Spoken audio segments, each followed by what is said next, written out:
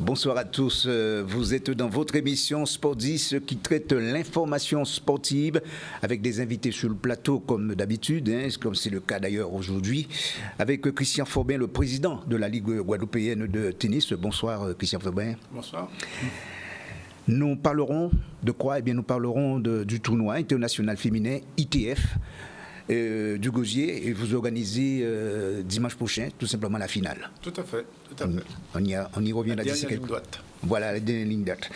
Le trail, avec à l'initiative du Guadaron, le Guadaron Green, dont vous êtes le président Bernard Denier. Bonsoir. Bonsoir. Eh bien, ça va être la 5e édition, si mes souvenirs sont exacts, concernant l'éco-trail. C'est ça, tout à fait. La 5e édition. Là encore, eh bien, on va en parler d'ici quelques instants. Et puis, nous irons justement du côté de l'Hexagone, la France hexagonale, pour rencontrer notre consoeur, à savoir Séverine Méridan, qui est partie là-bas.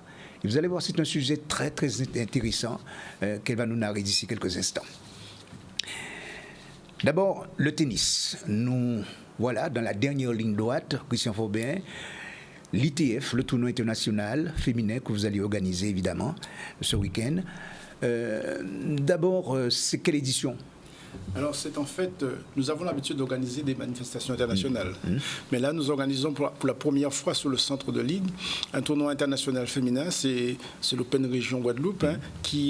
Pourquoi c'est la première fois? Parce qu'en fait, tout simplement, c'est un 25 000 $. Donc, un cran doté au-dessus. de 25 000 $. Oui, tout à fait. Mais en fait, c'est un cran au-dessus des 15 000 $ que nous organisions par le passé et qui permet à des joueuses qui sont dans le milieu du tableau international de gagner des points pour peut-être jouer les qualifs ou même les phases finales des tournois du Grand Chelem à venir. Nous sommes en début de saison, donc ces joueuses viennent sur ces tournois chercher des points, soit parce qu'elles ont été blessées, soit parce qu'elles sont dans une phase ascendante, viennent chercher des points qui vont leur permettre de gagner des classements pour le Grand Chelem à venir. Oui, alors la semaine dernière, c'était justement le tournoi de Petit-Bourg. Là maintenant, c'est le tournoi de Gosier. C'est un petit peu similaire, les deux tournois, non? Tout à fait, parce qu'en fait, ce qui s'est passé, d'abord, il y avait le tournoi international de Petit-Bourg, oui. Et la seule manifestation qui était prévue, et les joueuses, du fait de l'augmentation du prix des billets, oui. Les joueuses hésitaient un peu à se déplacer pour un seul tournoi. Et la fédération internationale a demandé à la fédération française de voir si on ne pouvait pas organiser un deuxième circuit permettant à ces joueuses de rentabiliser le déplacement. Et donc c'est dans ce sens que nous avons très rapidement pris l'initiative d'organiser depuis 1 mois et demi. Nous sommes mis d'arrache-pied. Là, c'est un véritable défi qu'on s'est lancé à 1 mois et demi pour organiser une manifestation permettant à ces joueuses effectivement de venir sur 2 tournois à ce moment-là.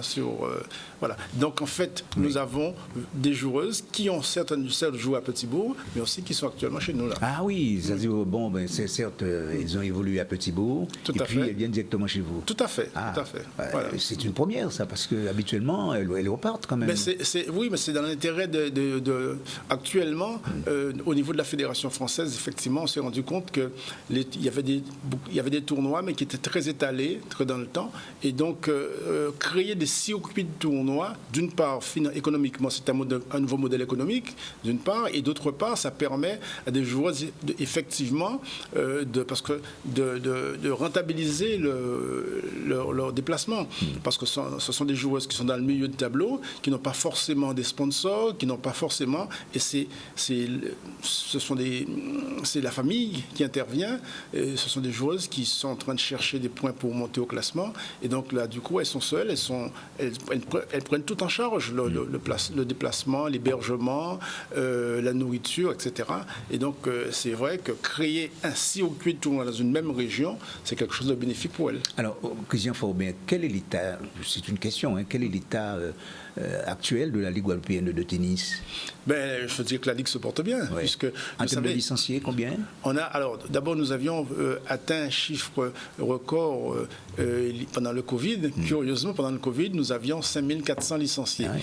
Et juste après le Covid, on a eu une petite diminution. Et aujourd'hui, on constate une nouvelle tendance à la hausse du nombre de licenciés parce qu'aujourd'hui, il y a d'autres pratiques au tennis. Il y a le pickleball, il y a le padel, ouais, oui. qui attire de nouvelles... Le padel, oui. On y arrive justement. Vous êtes favorable au padel? Oh, absolument, absolument. Ouais. Parce que, je sais que ça fait l'objet de certaines contestations à un moment donné, non? Contestation peut-être de la part de ceux qui sont proches de pistes de padel, parce qu'effectivement c'est bruyant, mais ceci dit, le padel aujourd'hui connaît un essor considérable en Europe et dans l'Amérique du Sud, et aujourd'hui également il y a le pickleball qui est également aussi une nouvelle pratique du tennis, et bien là aussi qui a un effet considérable dans l'Amérique du Nord. Oui. Et aujourd'hui, c'est parce que c'est beaucoup plus ludique, beaucoup plus facile à jouer, et donc ça attire énormément de monde. Oui, alors le pickleball, parce que c'est vrai, certainement, il y a des téléspectateurs qui ne connaissent pas, disons, cette nouveauté. Oui. Ben, s'il fallait quand même la décrire un peu. Alors, ça se joue à 4, voilà. Mais ça peut se jouer à 2 aussi, mais ça se joue à 4. Le terrain, la surface de jeu est beaucoup plus petite qu'un court de tennis, et puis ça se joue tout à fait en s'amusant, quoi. En fait, on peut vraiment, là c'est très ludique. Ça permet à des joueuses ou des joueurs qui n'ont pas joué, qui n'ont jamais pratiqué cette activité, cette pratique, eh bien de s'amuser. Et on le voit très bien qu'il s'agisse du padel ou du pickleball, dès que les pratiquants ont utilisé la discipline, ne serait-ce qu'une seule fois, eh bien ils reviennent, ils sont très contents. Ah. Le risque, c'était que les joueurs de tennis partent vers le padel ou le pickleball, et la fédération a très bien compris ça tout de suite, et si bien qu'aujourd'hui, la fédération a diversifié sa pratique. Il y a le tennis traditionnel, il y a le pickleball et le padel. Est-ce que vous arrivez à sortir chaque année un joueur à potentialité des gens capables de pouvoir représenter dignement le tennis guadeloupéen? Ah, mais tout à fait. Alors, la difficulté que nous avons au niveau du tennis guadeloupéen, c'est que nos jeunes sont obligés de partir dès l'âge de 12 ans pour intégrer les centres de haut niveau. Effectivement, oui. Parce que après, le tennis, c'est une discipline où on a besoin de confrontation. Alors, je pourrais vous citer de nombreux jeunes qui sont partis, Gianni Mina, ouais. Calvin Emery, Magali Chevry, on pourrait citer également Nama Saint-Hilaire, et plus récemment, tout près de nous, il y a également Enzo Pierrot, et puis actuellement, on a un jeune qui a 10 ans, qui est dans Thiago Pantier, qui fait partie des tout meilleurs Français de sa catégorie, mais ces jeunes sont obligés de partir dès l'âge de 12 ans. Et la difficulté, eh bien, c'est un échec, et nous n'avons pas encore pu résoudre ce problème. Partir de 12 ans, quitter la Guadeloupe, à savoir gérer l'entraînement, gérer le nouveau milieu social, gérer les conditions climatiques, etc., font que ces jeunes, eh bien, au bout de 2-3 ans, rencontrent d'énormes difficultés, et c'est une difficulté que nous n'avons pas encore réussi. C'est une problématique que nous n'avons pas résolue pour l'instant. J'espère qu'on arrivera à une solution. Christian Faubin, justement, mon plateau de mercredi dernier avait un rapport direct avec ce que vous venez de dire. Pourquoi? Parce que la problématique, ou si vous voulez, la thématique que j'ai tenté de développer justement avec notamment certaines personnes qui étaient sur le plateau, comme vous, et puis également j'avais en direct Laura Georges, pas Laura Georges, mais plutôt Wendy Renard, qui, vous le savez, c'est la capitaine de l'équipe de France. Et justement, la question que je lui ai posée, pourquoi il y a autant de difficultés lorsque les jeunes antillais arrivent en Guadeloupe et que par conséquent, ils n'ont pas la possibilité de pouvoir continuer, ou alors qu'ils rencontrent des difficultés. Bon, alors, effectivement, c'est très compliqué. Mais je crois que vous, les présidents, peut-être qu'il aurait fallu, autour d'un symposium, autour d'un plateau, par exemple, essayer de trouver peut-être la solution, s'il y en a. Elle n'est pas unique, la solution. Chaque discipline a ses particularités. Nous, par exemple, dès l'âge de 12 ans, si un sportif chez nous veut s'accrocher au niveau national et international, il faut qu'il se confronte avec les tout meilleurs de sa catégorie d'âge. Et c'est le tout meilleur, c'est-à-dire que pour ça, il faut aller en Europe, il faut aller à travers le monde. Et vous imaginez qu'un jeune qui reste en Guadeloupe à l'âge de 12 ans, 13 ans, parcourir le monde, aller aux États-Unis, aller en Europe, et aller en Afrique, ça coûte énormément d'argent. Voilà. Donc il vaut mieux aller dans un lieu central. Et par contre, à ce moment-là, en Europe, il y a beaucoup de possibilités de déplacement, etc., pour pouvoir faire des manifestations, pour pouvoir poursuivre sa formation. Mais nous sommes confrontés au fait que ces enfants de 12-13 ans sont obligés de se couper du milieu familial, et etc., avec toutes les conséquences que ça comporte. Oui, alors Christian Forman, lorsqu'un jeune promet, j'imagine qu'il doit certainement en avoir au sein de votre ligue, est-ce que vous, en tant que président, vous l'accompagnez? De quelle manière, si c'est le cas? Alors, nous, on accompagne du mieux qu'on peut. Parce que, de toute façon, dès l'instant qu'il faut savoir quand même que le sport de haut niveau, c'est un choix familial. Oui. D'abord, ça coûte cher, mais c'est un choix familial. Nous accompagnons du mieux que nous pouvons, mais avec nos faibles moyens. Mais dès l'instant que ce jeune s'engage vers la compétition de haut niveau, c'est un projet familial. Et donc la famille doit s'investir et financièrement et autres. Et donc et c'est là où ça coûte excessivement cher.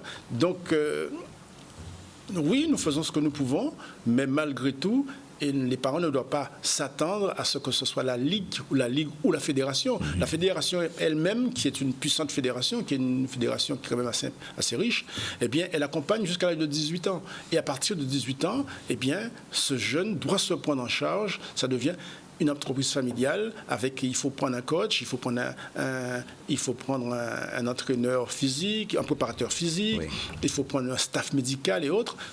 Une structure, même si elle soit, que ce soit la fédération ou ses organes déconcentrés que sont les ligues, ne peuvent pas assumer tout cela. Et donc, à un moment donné, il faut que les gens comprennent que c'est une entreprise, c'est un projet familial. Oui, c'est un projet familial. C'est-à-dire que si on veut vraiment pratiquer le tennis, il faut si on n'a pas les moyens, il ne faudrait pas envisager d'aller trop loin.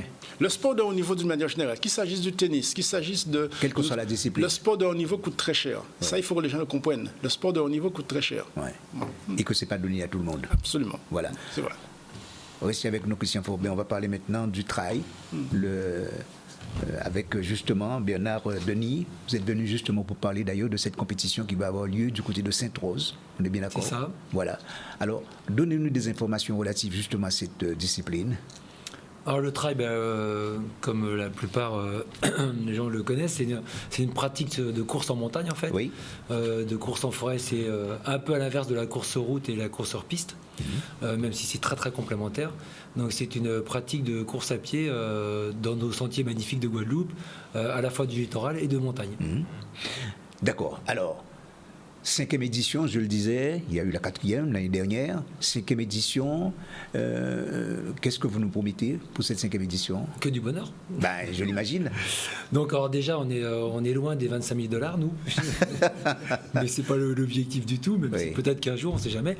Alors c'est la 5e édition de l'Éco-Trail, c'est-à-dire que notre association qui existe depuis 9 ans maintenant organise des trails depuis un peu près 8 ans. Oui, créée en 2015. 2015, c'est ça. Même si avant, c'était une bande de copains qui courent ensemble, mais on organise des trails depuis à peu près 8 ans.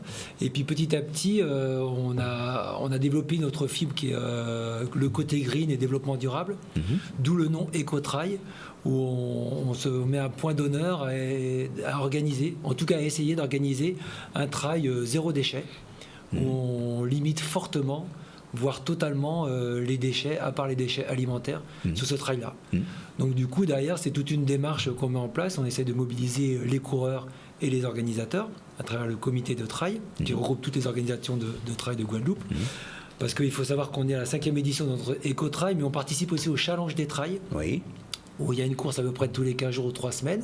Donc on est un organisateur au milieu de plusieurs organisateurs. Voilà. Et nous, notre label ou notre pointe notre particularité, c'est qu'on essaie vraiment de faire en sorte qu'on ressorte de cette journée-là avec un minimum de déchets. comme je disais, voire pas du tout, qui correspond très bien à l'état d'esprit de la pratique.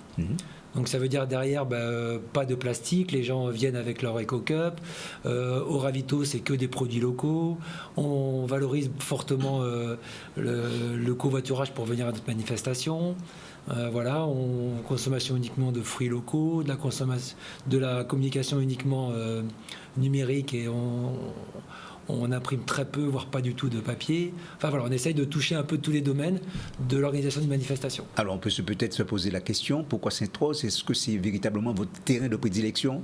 Alors il faut savoir que l'association s'est créée autour d'une bande de copains au départ, qui habitaient sur le Nord-Basse-Terre, entre Lamentin, Déa et Sainte-Rose. Voilà, tout simplement. Et puis comme c'est la plus belle commune de la Guadeloupe, comme tout le monde le sait. Donc voilà, on a, entre la mer et la montagne, on a là des spots vraiment impressionnants et super jolis pour pouvoir courir. Et la majorité des adhérents, on est maintenant une 60aine, habitent dans cette zone-là. D'accord. Même si on a des adhérents qui habitent sur Grande Terre, mais on habite surtout cette zone-là. Combien d'adhérents déjà chez vous? On est à 62 adhérents là cette année. D'accord. Voilà. Donc, et on attend à peu près 250 coureurs dimanche. D'accord. Alors, est-ce que ça vous arrive parfois de participer à d'autres trails, c'est-à-dire votre association, de participer à d'autres trails dans les autres communes? Alors, tout à fait. On est d'abord une association de coureurs. On s'entraîne la semaine et on court ensemble tous les week-ends. Que ce soit ici en Guadeloupe, en Martinique, dans la Caraïbe, mais aussi en Europe. Donc, on a quelques trailleurs qui se déplacent beaucoup. Donc évidemment, et on participe de façon assez massive, l'association, aux autres trails organisés par nos collègues sur toute la Guadeloupe, notamment et beaucoup sur Basse-Terre, à part le prochain trail là, qui aura lieu sur Grande Terre, un des seuls qui est le trail des Châteaux, en février. Mais oui, on participe de façon massive. On est d'abord des coureurs et on se transforme pour un week-end en organisateur. Alors, quelle est l'idée recherchée justement lorsqu'on organise une telle compétition, une telle manifestation? Est-ce que c'est le plaisir justement de se retrouver en copain, de pouvoir, je ne sais pas, de se surpasser peut-être? Alors, il y a évidemment ça, il y a la compétition. Ça reste une compétition avec un classement, des récompenses. Mais c'est surtout, pour nous, l'organisateur, c'est valoriser notre patrimoine et puis la commune dans laquelle on habite, à travers son littoral, sa forêt, mais aussi à travers les partenaires avec qui on travaille, qui nous fournissent notamment les ravitaillements. Donc c'est d'abord la valorisation de notre patrimoine saint-rosien et guadeloupéen. Oui. Et puis, on passe quand même un bon moment entre bénévoles, même si on en parlait tout à l'heure. Moi, je trouve qu'une journée, c'est beaucoup d'énergie. Alors, je comprends qu'une semaine, c'est énormément d'énergie, mais c'est beaucoup d'énergie, mais plutôt très, très positive. Et puis, le plaisir de voir les coureurs se faire plaisir cette journée-là, et puis avoir des retours très positifs. Ouais, vous disiez tout à l'heure, l'objectif pour vous, c'est zéro échec. Zéro déchet. Déchet, pardon, zéro déchet. Ça vous arrive parfois d'avoir des déchets? Un peu, très peu. Parfois, il y a une bouteille en plastique qui traîne. Oui. Non, mais vraiment, on arrive vraiment à limiter fortement. Comme tout le monde le sait, c'est que se tourner vers ce type de manifestation zéro déchet, c'est beaucoup d'énergie. Et malheureusement, c'est aussi beaucoup de moyens, en fait. Si on n'a que des bouteilles en verre, etc., mais parfois ça vaut le coup. Donc non, on arrive quand même assez bien à atteindre notre résultat. Est-ce que ça vous arrive, disons votre action, il faut quand même le dire, c'est le but recherché quelque part, c'est de sensibiliser un petit peu la population? Principalement, oui. Voilà, et principalement les coureurs. Oui. Mais comme je vous le disais en début d'exposé, ça correspond très bien à l'état d'esprit des trailleurs. Donc on n'a pas trop de soucis par rapport à ça. Et puis on essaye, entre guillemets, de gangréner aussi le reste des organisateurs, oui, pour qu'on soit, pour que de plus en plus, on soit sur la même longueur d'onde à ce niveau-là. Donc voilà. Oui, mais c'est quand même très valorisant. Et là, vous disiez que vous attendez à peu près 250 trieurs. Alors, on est pour l'instant à 240 inscrits, quelque chose comme ça. Les inscriptions se font en ligne jusqu'à demain midi sur Sport Timing Caraïbes. D'accord. Le site Sport Timing Caraïbes. Le départ est à 8 heures pour 2 courses. Donc, une course de 14 km très roulante pour ceux qui veulent débuter le trail, et une course de 22 km pour les experts avec 1000 mètres de dénivelé. Normalement, les premiers vont mettre à peu près sur le grand 3h15, 3h30, et peut-être 6 heures ou 6 heures et quelques pour les derniers sur le grand. Alors, un trieur débutant, par exemple, quelles sont les compétences, justement, qu'on lui demande? De l'endurance, ça reste un sport. Oui. De l'endurance, il faut se faire un petit peu mal. C'est plus facile quand on est en forêt, par exemple. Ça passe mieux. Et puis, surtout, être très bien équipé. Ça, c'est important. En termes de chaussures, par exemple? En termes de chaussures, évidemment. Et puis, on a des équipements obligatoires qu'on vérifie les sacs, nous, au départ. Si les gens ne sont pas équipés du matériel obligatoire, ils ne peuvent pas partir. Donc, au minimum, 1 litre d'eau. Au minimum, une couverture de survie. Au minimum, un téléphone chargé. Oui. Sachant qu'au milieu de leur parcours, ils ont un ravitaillement. Durant tout le parcours? Ils ont un ravitaillement. Oui. Un point de ravitaillement. Un point de ravitaillement. Ils peuvent se désaltérer, manger quelque chose, etc. D'accord. Alors, du point de vue médical? Alors, médical, donc on a des secours qui sont à la fois à l'arrivée au départ, à la fois en serre-file des 2 courses et à la fois au poste de ravitaillement qui est en montagne. Oui. Il en est de même, Christian Faubin, pour le tennis. Alors, c'est-à-dire que quand on organise un tournoi de 25 000 $, on a un cahier des charges qui est défini par la Fédération internationale. Oui. D'accord. En fait, nous devons avoir sur place un kiné qui est en permanence du matin jusqu'à la fin des compétitions et jusqu'à 1 heure après la fin des rencontres de la journée. Le kiné doit être sur place. Un médecin disponible au téléphone, rapidement mobilisable. Ça, c'est pour les... En fait, ce dispositif médical varie en fonction de l'importance des tournois. Par exemple, quand nous organisons un Challenger, par exemple, il y a une équipe médicale sur place, médecins, infirmiers, et une équipe de kinés sur place également. Vous restez avec nous, messieurs. On va continuer à parler d'ailleurs du trail et puis également de ce tournoi international qui a lieu au centre de ligue du Bas du Fort. On se retrouve juste après la page de publicité. À tout de suite. Retour sur le plateau avec les invités. C'est vrai que nous parlons donc de tennis et nous parlons aussi de trail avec Bernard Denis et Christian Faubin pour parler justement de tennis. Mais on le sait, d'ailleurs de ces disciplines, on le sait, l'INSEP, c'est un établissement public, et oui, à caractère scientifique, culturel et professionnel.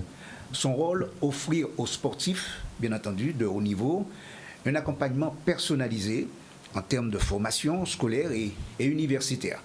Alors, pour mieux comprendre, justement, le fonctionnement, ou plus précisément son fonctionnement, Séverine est partie, justement, du côté de la France hexagonale. Séverine Méridan, son reportage, regardez. Bonsoir, Séverine. Bonsoir, Richard. Effectivement, on se retrouve ici à l'INSEP, au centre sportif Nelson Payou, pour découvrir la vie de Yanis Pirot et de Kenny Vado qui ont intégré cette année le Pôle France. Ils nous en diront plus sur leur vie, sur leur quotidien ici au Pôle France. Et bien sûr, on va les découvrir en plein effort. Donc je vous propose de partir tout de suite à la rencontre de ces 2 jeunes Guadeloupéens.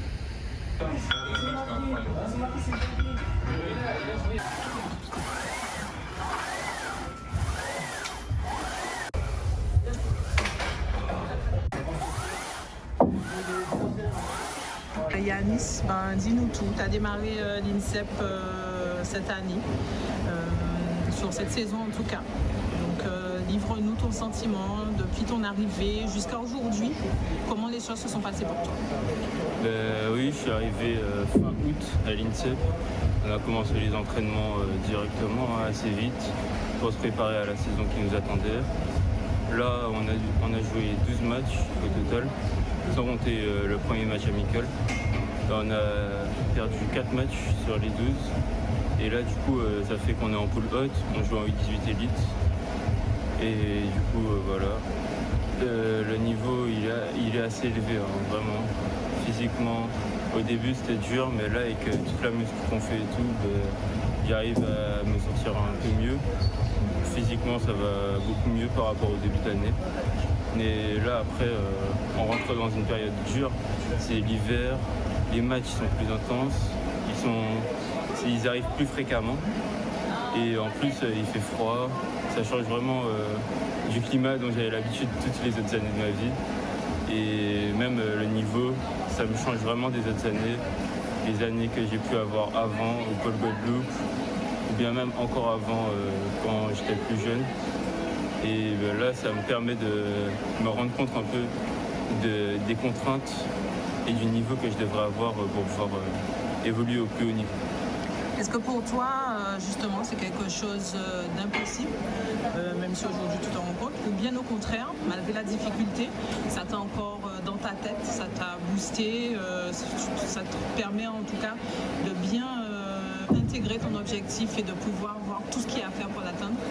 Ouais, non, moi ça me permet vraiment de réaliser en fait, parce que je pense que quand on est autre part, quand on n'est pas confronté à un niveau dur comme ça, et puis même quand on voit pas les matchs des autres, par exemple là on voit les matchs des deuxième et troisième années qui eux ils sont confrontés à un niveau professionnel, en fait ils sont en National 1, et quand on voit le niveau physique, technique que les gens ils ont, on se rend compte vraiment que c'est vraiment dur. Mais moi pour ma part ça me permet vraiment de me motiver, ça me permet d'avoir un pied déjà là où je veux aller. Et comme ça me permet de ne pas lâcher et ça me motive encore plus pour la suite, pour mentalement être prêt, physiquement, techniquement, pouvoir m'améliorer tous les jours. Et comme ça, je pourrais un jour, j'espère, arriver à être pro. Justement, tu intègres ce Pôle France avec une année d'avance. Dans tout ton parcours, tu as toujours été justement en avance par rapport aux autres. Et là, senti cette différence que tu es arrivé ici et aujourd'hui tu as réussi à combler l'écart? Est-ce que tu as ce sentiment d'être au même niveau que les autres et puis que la différence entre eux qui sont vraiment eux dans leur première année et toi, elle ne se voit plus du tout? Oui, au début c'est sûr, j'avais des petits écarts physiques surtout, parce qu'eux ils ont un an de développement de plus que moi et tout, et du coup voilà. Mais moi en fait j'aime pas trop qu'on me parle de l'avance, de l'âge et tout. Et du coup, là, je pense que j'ai réussi à combler un peu cet écart. Et j'ai l'impression d'être en première année normale, pas d'avoir un an de moins. Moi, j'aime pas qu'on me dise que j'ai un an de moins. Donc tu fais tout pour que ça ne se voit pas. Voilà, exactement. Scolairement, ça va également, justement, même s'il y a, du coup, je pense qu'il y a encore plus d'entraînement par rapport à ce que tu avais en Guadeloupe. Est-ce que du coup, tu arrives à tout enchaîner, tout assumer? Ouais, après, c'est surtout, il faut être organisé. Parce que sinon, si j'avais pas cette organisation, si j'avais pas acquis cette organisation, surtout avant de venir ici, j'aurais pas pu, je pense. Mais là, avec l'organisation que j'ai, les entraînements, les cours, ça va, j'arrive à gérer. Et les notes, ça. Est-ce que au-delà de ton objectif de basket, est-ce que du coup, dans ta formation, tu as aussi réfléchi à quelque chose d'autre? Est-ce que tu as déjà aussi une orientation choisie dans ta tête? Non, pas spécialement. Enfin, je réfléchis encore. Là. On retrouve Kenny. Donc Kenny, même question qu'à Yanis. Intégration du Pôle France cette année.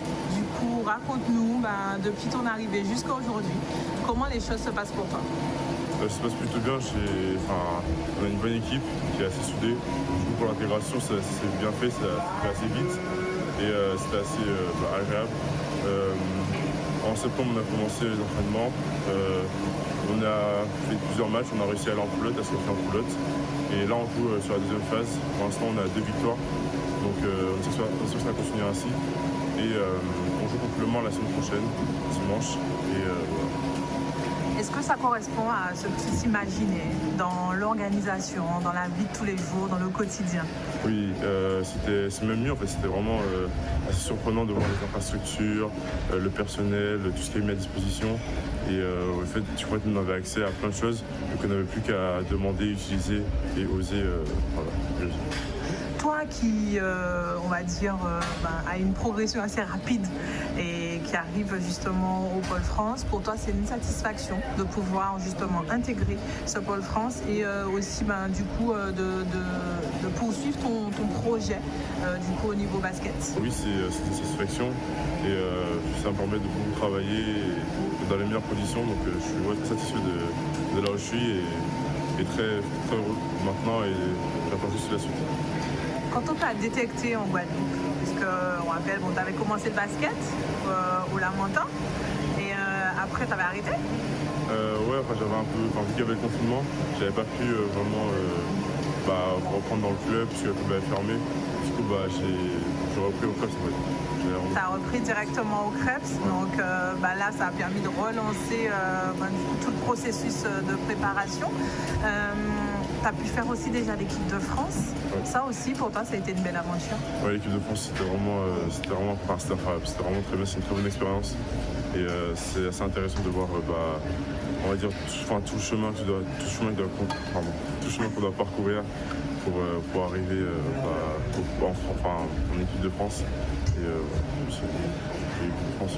Ça reste un objectif du coup pour toi de pouvoir encore être sélectionné sur cette première année, continuer ton parcours également en équipe de France? Oui, c'est le but, c'est le projet. Et là je m'entraîne toute l'année pour au final arriver en équipe de France U16 cet été et U17 l'année prochaine, U18 et l'objectif c'est de faire toutes les équipes de France jeunes, arriver jusqu'aux équipes de France A et pouvoir jouer et représenter la France. Aujourd'hui, tu as un rôle important quand même au sein de ce pôle France, puisque tu es le capitaine d'équipe. Ouais. Alors explique-nous du coup comment tu as été désigné. C'est toute l'équipe qui m'a désigné assez rapidement, puisque j'étais beaucoup dans l'écoute, dans l'entraide, dans la communication. Du coup, ils m'ont vite désigné comme capitaine très tôt depuis le début de l'année. Les coachs étaient aussi en accord avec l'équipe. Est-ce que du coup c'est un boulot supplémentaire? Alors ta fonction de capitaine, comment tu l'occupes? Quels sont en général ce que tu dois gérer? Qu'est-ce que ça implique pour toi? En soi c'est la communication avec les coachs surtout, c'est-à-dire la transmission des informations des coachs vers les joueurs principalement. J'ai eu l'occasion aussi de faire des séances vidéo avec les gars. En fait, c'est un peu réunir le groupe dans certains moments, faire des moments où on mange ensemble par exemple, des trucs assez simples. C'est vraiment le fait que, on va dire que l'entente entre les coachs et l'équipe se fasse bien. Du coup, c'est aussi une formation pour toi, l'apprentissage en tout cas de ce capitanat. Oui. C'est un apport personnel également. Oui, ça peut me permettre sûrement dans le futur de gérer une équipe forcément. Voilà. Et c'est entre guillemets une chance, on va dire, le capitaine du Pôle France. On en parlait également avec Yanis. Scolairement, il a fallu aussi s'adapter. C'est vrai que du coup, encore plus de charges d'entraînement par rapport à ce que tu avais en Guadeloupe, plus encore effectivement ce travail scolaire. On sait aussi que là, c'est important. Du coup, comment tu arrives à gérer tout ça? Le travail scolaire, c'est assez agréable de travailler en soi, scolairement, puisque comme je dis, tout est mis à disposition. On puisse correctement travailler, les profs sont très à l'écoute. On est 13, on va dire une dizaine par classe. On est très peu, donc les profs sont la difficulté, peuvent assez vite venir nous aider. Donc ça c'est passé naturellement avec les profs et l'intégration scolaire, ça c'est bien passé. Un petit mot du coup sur la famille, la séparation, comment ça s'est passé, ça a plutôt été bien vécu, bien géré de part et d'autre? Oui, ça s'est bien vécu, ça s'est bien passé parce que on peut toujours s'appeler tous les week-ends, ils regardent mes matchs, après ils me font des retours, j'ai eu l'occasion de rentrer à Noël grâce au président qui a négocié pour que je sois rentré à Noël, du coup je le remercie pour ça. Et on a avec la famille, sinon j'étais déjà à l'internat au pôle, donc du coup toute la semaine je les voyais pas, donc ça m'a déjà assez mis dans le bain de pas trop les voir. Alors qu'est-ce qu'on peut te souhaiter à Yanis et à toi? C'est vrai que je ne vais pas poser la question, mais à toi du coup je te la pose. Qu'est-ce qu'on peut vous souhaiter sur votre parcours? Remporter le championnat U18 cette année, faire l'Euro U16 et pouvoir alimenter après les équipes de France A Et du coup, tu donnes rendez-vous à tout le monde en Guadeloupe pendant les vacances? Ou sinon, du coup, si les objectifs sont là, peut-être qu'on ne te verra pas. C'est ça. Normalement, si jamais pour l'équipe de France U16, je suis pas retenu, peut-être je reviendrai en Guadeloupe. Mais l'objectif, c'est quand même de faire le tournoi en l'Euro U16. Qui a une certaine autonomie, donc ils savent un peu ce qu'ils doivent faire. Donc c'est quelque chose qui a été inculqué dès leur arrivée. Comment ça a fonctionné? Exactement, vous avez tout dit là. Donc vraiment, ça a été le travail de plusieurs semaines où on essaie de les éduquer d'abord à comment faire les mouvements, à quoi ça correspond, le langage physique aussi, s'il y a des tempos à respecter, s'il y a de la récupération à respecter, et puis le nombre de répétitions. Donc une fois que ça s'est installé, nous, on a juste à vérifier que c'est bien fait et que voilà, ils font bien les choses, mais effectivement, il y a une certaine forme d'autonomie où ils savent lire les séances qui leur sont demandées. C'est aussi important pour qu'ils puissent connaître un peu, maîtriser leur corps, savoir justement où ils peuvent aller, jusqu'où ils peuvent pousser. Exactement, ouais. C'est vraiment l'idée de se maîtriser et pas forcément d'attendre que quelqu'un soit à côté. Exactement, c'est ça. Et c'est passé aussi par des séances beaucoup plus difficiles que d'autres avec... je leur demande par exemple d'avoir beaucoup plus de répétitions ou beaucoup moins de répétitions en réserve, donc c'est-à-dire combien de répétitions ils peuvent faire à la fin du mouvement. Et il y a des séances où c'était beaucoup plus difficile que d'autres, mais pour qu'eux voient aussi ce que c'est aller à l'échec musculaire par exemple. Ou quand je leur demande de la vitesse, qu'ils aient l'intention de me donner de la vitesse. Voilà. Physiquement, Kenny, Yanis, deux morphologies différentes. Exactement. Donc, deux évolutions aussi différentes. Donc, votre sentiment, votre ressenti sur ces deux garçons? Sur les deux garçons, non, mais déjà, c'est des garçons qui sont très, très sérieux. En salle de muscu, ça se passe très, très bien avec eux. Ça a été parmi les premiers à comprendre comment une séance fonctionnait, ou en tout cas, comment je fonctionnais avec les prépas physiques. Et ça fait partie des gars qui, quand on leur demande d'aller à l'échec, vont à l'échec, et quand on leur demande de la qualité, font de la qualité. C'est des élèves très très studieux, en tout cas en termes de musculation et de préparation physique de manière générale, parce qu'à côté de ça, il faut aussi bien manger. On leur demande de répondre à des questionnaires, c'est toujours fait, donc vraiment c'est des élèves très studieux de ce côté-là. Ouais. On en discutait avec les coachs, avec Yanis également. C'est vrai que lui, du coup, morphologiquement par rapport aux autres, il a 1 an de moins. Il n'aime pas trop en parler, comme il disait, parce que pour lui, ça ne doit pas se voir. Aujourd'hui, dans son cheminement, il me dit que voilà, pour lui, ça y est, c'est fait. Il a comblé l'écart, entre guillemets. Donc, est-ce que vous, votre sentiment de préparateur, c'est vraiment le cas? Effectivement, c'est vrai qu'il est arrivé ici avec ce statut de N-1, et c'est quelque chose avec lequel il avait un peu de mal au début, un peu de mal à s'ouvrir, un peu de mal à poser des questions. Peut-être pour lui, il se disait, je suis N-1, je dois rattraper les autres le plus rapidement possible. Et au fur et à mesure, on s'ouvre, et puis il pose des questions, et il se rend compte qu'en fait c'est pour le mieux pour lui finalement, parce qu'il arrive à progresser. Et aujourd'hui, on fait des bilans à plusieurs semaines, et là on s'est vu avant qu'il reparte aux vacances de décembre. Et il est plutôt content de l'évolution physique. Et non, c'est vrai que nous, ce qui nous intéresse, c'est comment il rentre et surtout comment il sort et comment ça s'est passé entre les deux, quoi. Donc non, je pense que c'est intéressant à voir. Et toujours un relais vers l'arrière. Ils sont arrivés cette saison. Yanis et Kenny. Alors, est-ce que vous pouvez donc nous donner votre sentiment sur ces deux joueurs qui ont intégré le Pôle France cette année? Déjà une vraie satisfaction d'accueillir ces deux joueurs à fort potentiel, deux profils totalement différents. Yanis Pirot qui est plutôt meneur de jeu et Kenny Vado qui est plutôt un joueur intérieur, donc assez complémentaires sur le terrain. On a la chance de pouvoir les aligner ensemble, avoir une doublette guadeloupéenne sur le terrain assez fréquemment. Donc voilà, on est très content de les avoir, ils progressent bien. Ils ont des vraies qualités humaines et sportives. C'est des très bons garçons, très sérieux, très appliqués, toujours concentrés à l'entraînement, la volonté de bien faire. Donc pour nous, en tant que coach, c'est très agréable de les entraîner.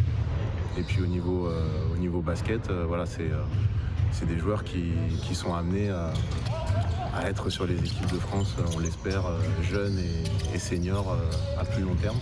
Donc on travaille pour ça au quotidien. Kenny, justement, a déjà eu cette expérience. Justement, ça a été très rapide pour lui et c'est vrai que ça s'est enchaîné. Du coup, votre sentiment aussi par rapport à son évolution, à sa progression, qui est tout de même assez rapide pour un jeune qui a commencé le basket il n'y a pas si longtemps. Oui, concernant Kenny, c'est très positif et très impressionnant, dans le sens où, comme vous le dites, il a eu une année dernière très mouvementée, des sélections, des détections, sa venue au Pôle France, son intégration au Pôle France, sa sélection en équipe de France U15 où il a remporté le tournoi de l'amitié avec son équipe. Donc beaucoup de chamboulements, mais qu'il arrive à gérer de très bonne manière. Il a même été désigné capitaine cette année de l'équipe, donc c'est pas rien d'être capitaine au Pôle France. Ça montre qu'il est non seulement concerné par son projet, mais aussi ouvert à l'équipe. Il fait beaucoup pour ses coéquipiers en termes de communication, en termes d'organisation. Donc tout ça, il le gère de manière très impressionnante. Parce que voilà, il arrive de Guadeloupe, il a 8000 km de chez lui, loin de la famille. Et ça, il le gère très bien, donc c'est très prometteur par la suite. C'est ce qui nous fait dire que voilà, les perspectives de progrès sont encore très importantes. Donc pour l'instant, on ne se fixe pas de limite avec Kenny. On sait aussi que l'intégration au Pôle France, c'est quelque chose de très sélectif. Et il y a tout un travail qui est fait derrière. Est-ce que vous pouvez un peu nous expliquer comment justement se passe ce processus de sélection et puis d'intégration pour les jeunes? Alors le processus de sélection, il est en plusieurs étapes.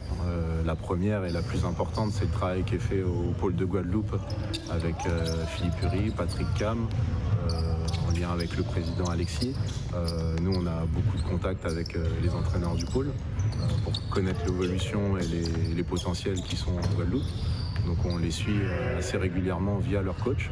Et puis après vient la période du camp interzone qui a lieu à la Toussaint, où la sélection Guy Margois vient affronter d'autres sélections de métropole.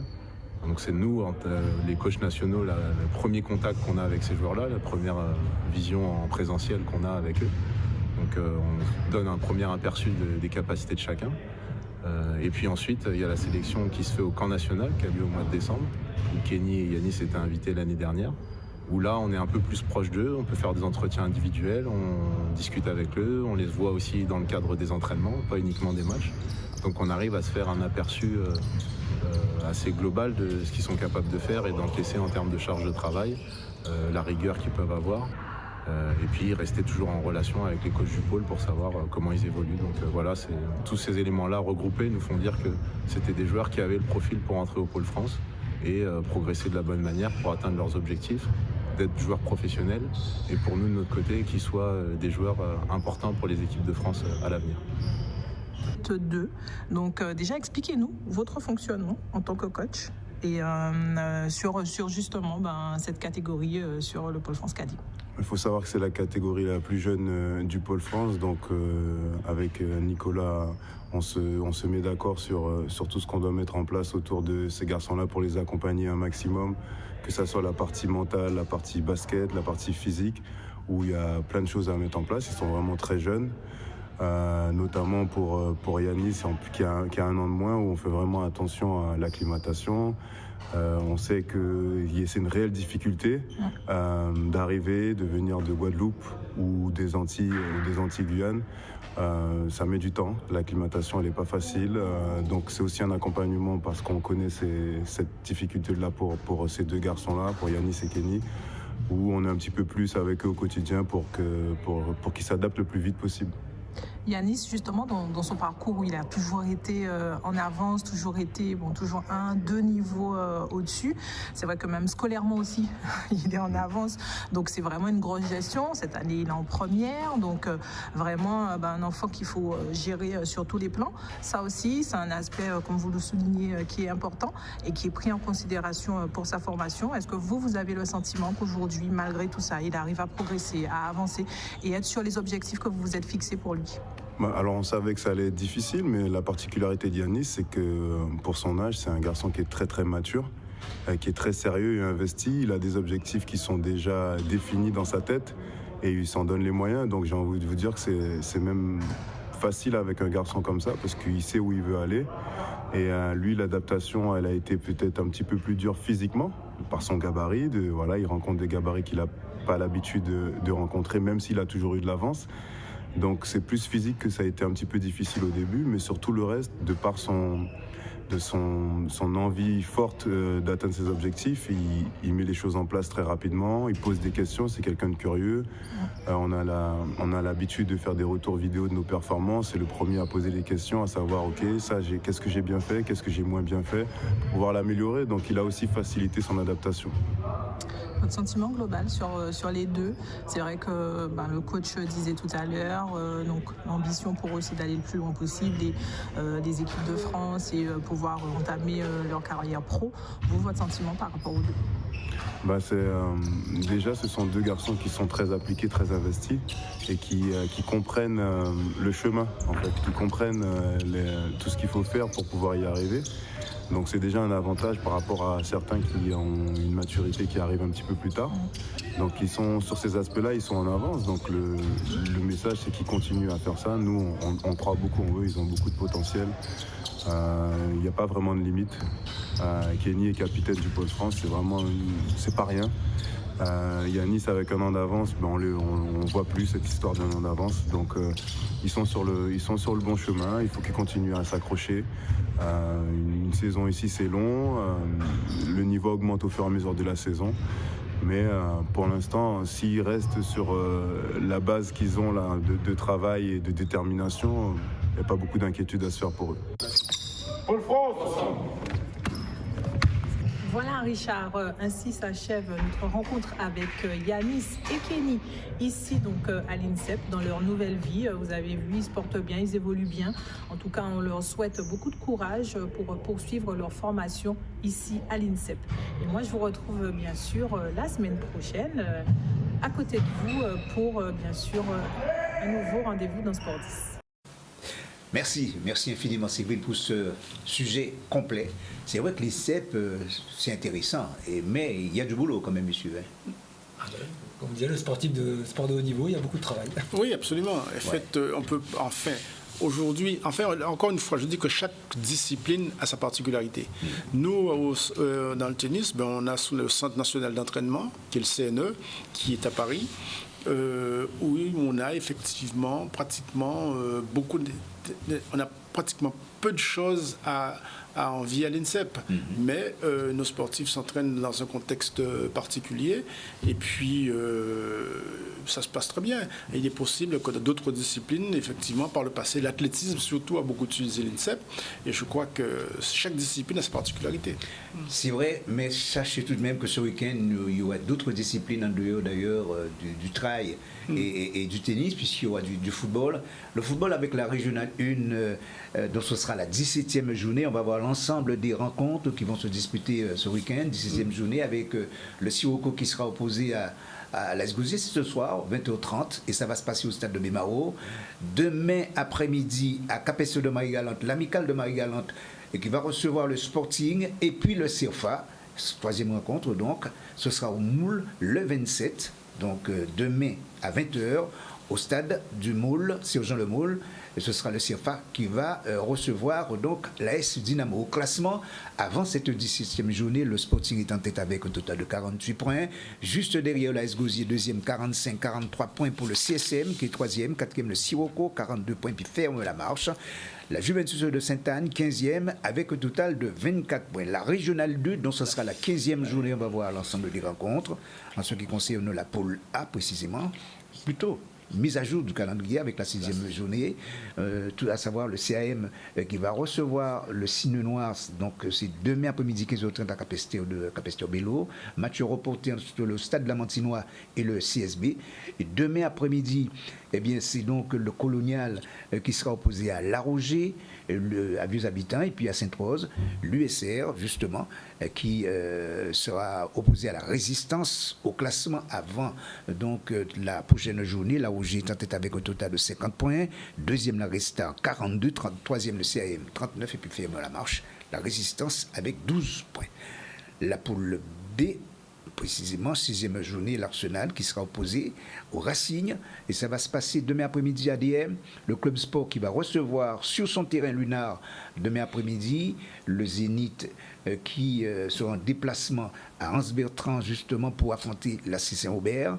Et puis, le match reporté, le CSC, qui devrait être opposé à l'Equinox. Donc, ce match est reporté, de même que la GSC, face à l'AS Moule. Au classement, l'AS Moule, 45 points, il est leader. Deuxième, l'Arsenal, deuxième, avec un total de 43 points. Troisième, Lunar, troisième, 35 points, puis ferme la marche.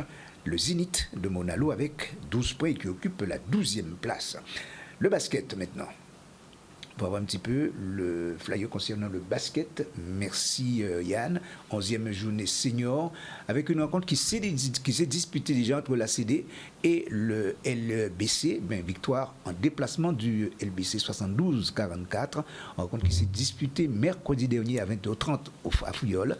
Les autres matchs, à savoir ce soir, l'ACD qui sera opposé au BTB 94. Ça va se passer à Fouillol, c'est ce soir, je vous le disais. Au Palais des Sports de Gosier, le GGB face aux Flyers.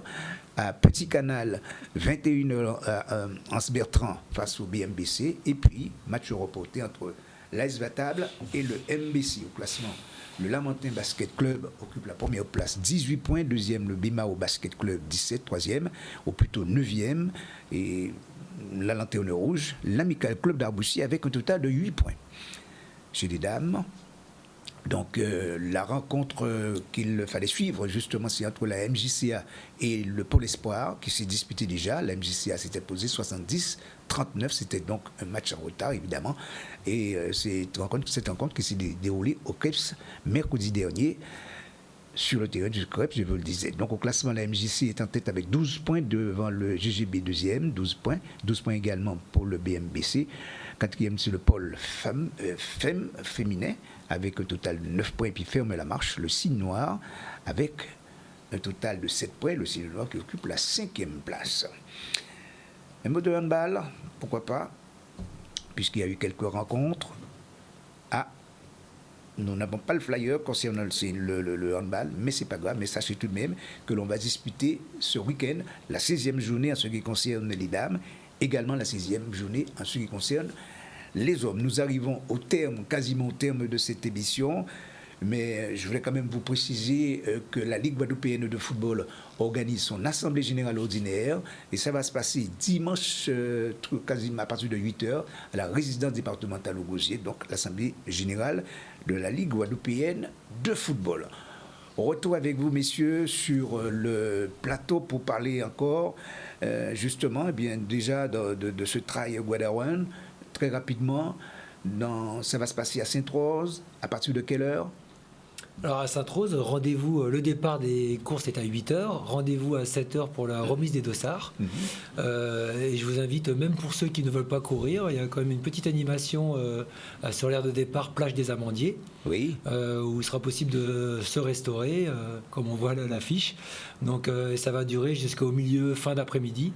Donc la course va se terminer en début d'après-midi vers 14h. Mais ceux qui veulent venir voir les coureurs et venir nous rencontrer sera avec plaisir, même s'ils ne courent pas. Et en plus, vous attendez, comme vous le disiez tout à l'heure, plus de 250 personnes. Alors je pense qu'on sera 250 coureurs à peu près. Oui, et puis du côté du tennis, bon, le public a l'habitude de se déplacer. Oui, mais je les invite à venir nous voir, à venir assister à la rencontre des demi-finales qui vont se dérouler dès demain 15h sur le centre de ligue. Oui. Et la finale est prévue dimanche à partir de 14h30. Alors, il y aura du monde comme d'habitude. Je l'espère, je le souhaite. Et puis, il y aura surtout une très belle finale, ça, parce que ce sont des joueuses, en tout cas celles qui sont qualifiées. Puisque en ce moment se déroule un quart de finale qui oppose notamment une joueuse qui était 30e joueuse mondiale et qui revient à la compétition et donc qui a un très bon niveau de jeu. Et donc là, je pense que ce sera très intéressant. Voilà. Merci, messieurs, d'avoir participé dans cette émission. Merci, chers amis téléspectateurs, de nous avoir supportés durant cette heure d'émission. On va se retrouver mercredi prochain pour une nouvelle thématique concernant d'ailleurs, c'est le foot. Mais dès lundi, bien, vous allez retrouver Pascal Abattant pour Challenge Sport. Bonne soirée à tous et à très bientôt. Au revoir. Bonsoir. Bonsoir.